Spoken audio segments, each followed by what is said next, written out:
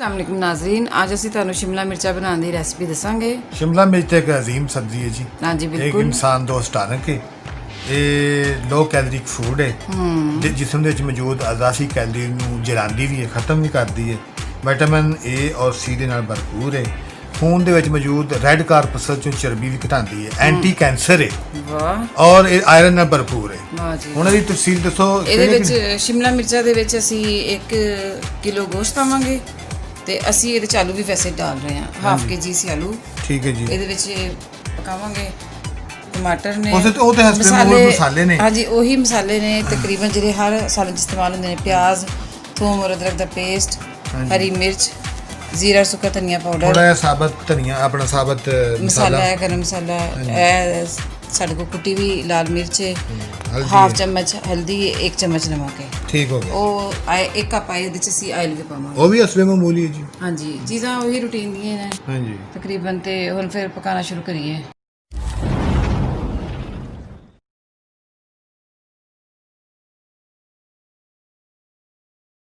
लो जी, शिमला मिर्च की रेसिपी शुरू कर रहे हैं। थोड़ा जहा सूफी आयल।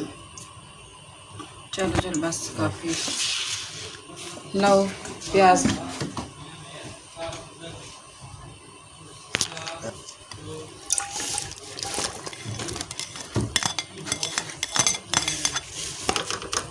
प्याज़ां नूं नाज़रीन अच्छी तरह फ्राई कर लो।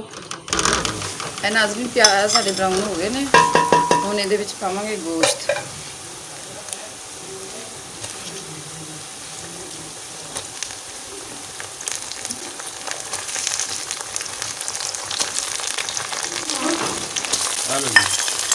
ਇੱਕ ਮਿੰਟ ਇਹਨੂੰ ਥੋੜ੍ਹਾ ਜਿਹਾ ਕਰ ਲਈਏ ਤੇ ਥੋੜੀ ਜਿਹੀ ਨਾ ਰੰਗਤ ਸਹੀ ਹੋ ਜਾਏ।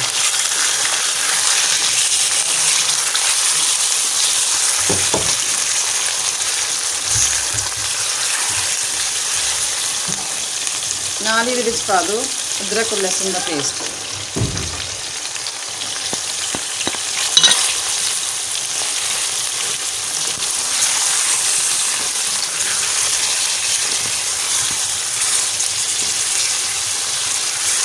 ਥੋੜ੍ਹਾ ਜਿਹਾ ਅੱਛੀ ਤਰ੍ਹਾਂ ਨਾਲ ਭੁੰਨੋ।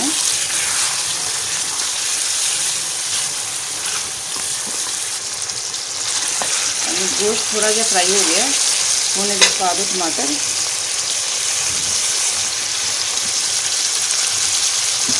मसाले,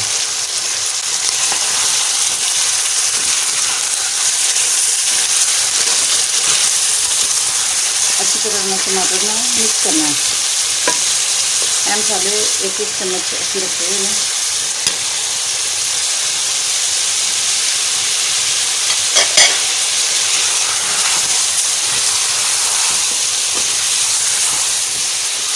अच्छी तरह ना मिक्स कर लो।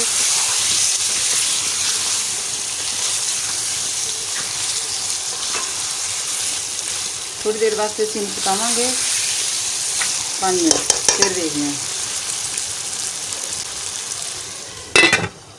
ਨਾਜ਼ਰੀਨ ਦੇਖਦੇ ਹਾਂ ਹੁਣ ਗੋਸ਼ਤ ਦਾ ਮਸਾਲਾ ਤਿਆਰ ਹੋ ਗਿਆ ਹੋਵੇਗਾ। ਹਾਂਜੀ ਬਹੁਤ ਅੱਛਾ ਵੇਖਣ 'ਤੇ ਲੱਗ ਰਿਹਾ। माशाल्लाह खुशबू भी अच्छी, एपेटाइजिंग स्मेल। खुशबू भी बहुत अच्छी और रंगत भी बहुत अच्छी। अच्छी तरह गोश्त जो है ना फ्राई हो गया। जो विच पाइए मिर्चा, दही पहले पा लो।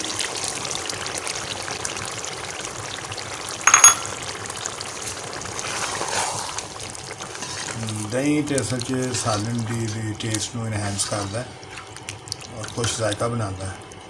ਅਸੀਂ ਇਹਨੂੰ ਹਲਕੀ ਆਂਚ 'ਤੇ ਬਣਾਇਆ। ਹੁਣ ਥੋੜੀ ਜਿਹੀ ਨਾ ਤੇਜ਼ ਕਰ ਦੋ ਆਂਚ, ਥੋੜੀ ਤੇਜ਼ ਕਰ ਦੋ। ਚਲੋ ਬਸ ਠੀਕ ਹੈ।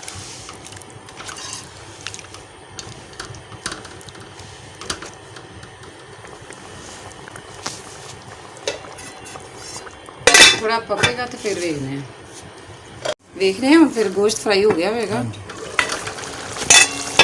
हाँ जी नाज़रीन पानी सारा खुश्क हो गया। हम असी ये मिलावांगे शिमला मिर्च। भी बड़ी खुशनुमा हो गई हम ये शिमला मिर्च करना है।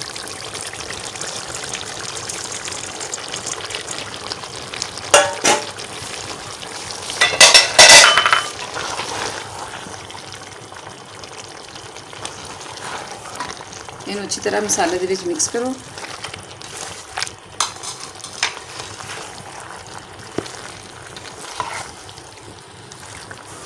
ਇਹ ਥੋੜੀ ਜਿਹੀ ਸ਼ਿਮਲਾ ਮਿਰਚ ਨਰਮ ਹੋਏ ਤੇ ਫਿਰ ਇਹਦੇ ਵਿੱਚ ਅਸੀਂ ਆਲੂ ਪਾਵਾਂਗੇ।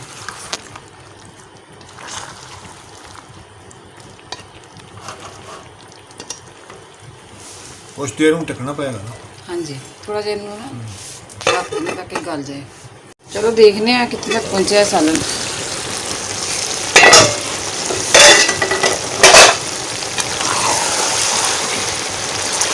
ਇਹ ਸ਼ਿਮਲਾ ਮਿਰਚ ਥੋੜੀ ਜਿਹੀ ਹੋ ਗਈ ਫਰਾਈ, ਹੁਣ ਜ਼ਿਆਦਾ ਨਹੀਂ ਕਰਨਾ। ਇਹਦੇ 'ਚ ਨਾਲ ਹੀ ਹੁਣ ਅਸੀਂ ਪਾਵਾਂਗੇ ਆਲੂ।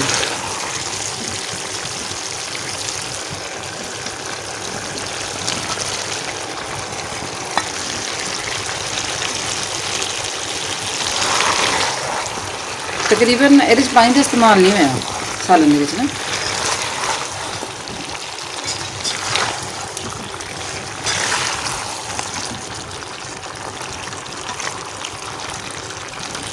बड़ी अच्छी वेखन च लग रही है लुक ਇਹਦੀ।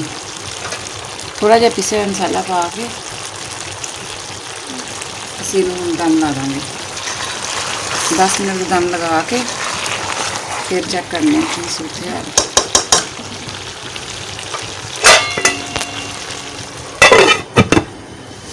नाज़रीन देखने सालन साड़ा तकरीबन तैयार हो गया होगा।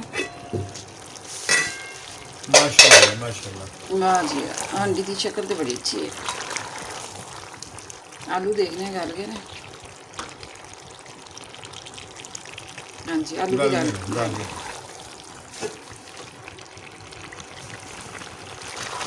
थोड़ा जिहा भुन के फिर उतारना।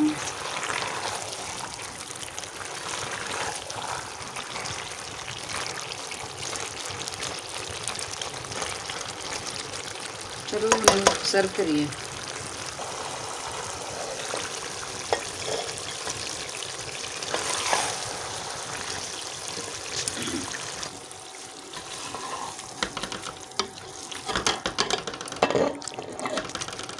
नाज़रीन साड़ा बड़ा अच्छा शिमला मिर्चा दा सालन तैयार है। माशाल्लाह माशाल्लाह। हुण इहदे उपर असी हरियां मिर्चां दी थोड़ी जी सजावट करांगे। दिखा दे मदीना यार वो कैसी बस्ती है जहाँ दिन रात तेरी रहमत बरसती है। माशाल्लाह। नाज़रीन अगर ਤੁਹਾਨੂੰ ਸਾਡੀ ਰੈਸਪੀ ਅੱਛੀ ਲੱਗੇ ਤੇ ਇਹਨੂੰ ਜ਼ਰੂਰ ਟਰਾਈ ਕਰਿਆ ਜੇ ਤੇ ਸਾਡੇ ਚੈਨਲ ਨੂੰ ਵੀ ਸਬਸਕ੍ਰਾਈਬ ਕਰਨਾ ਤੇ ਬੈਲ ਆਈਕਨ ਦਾ ਬਟਨ ਵੀ ਜ਼ਰੂਰ ਦਬਾਣਾ। ਓਕੇ, ਟੇਕ ਕੇਅਰ, ਅੱਲਾ।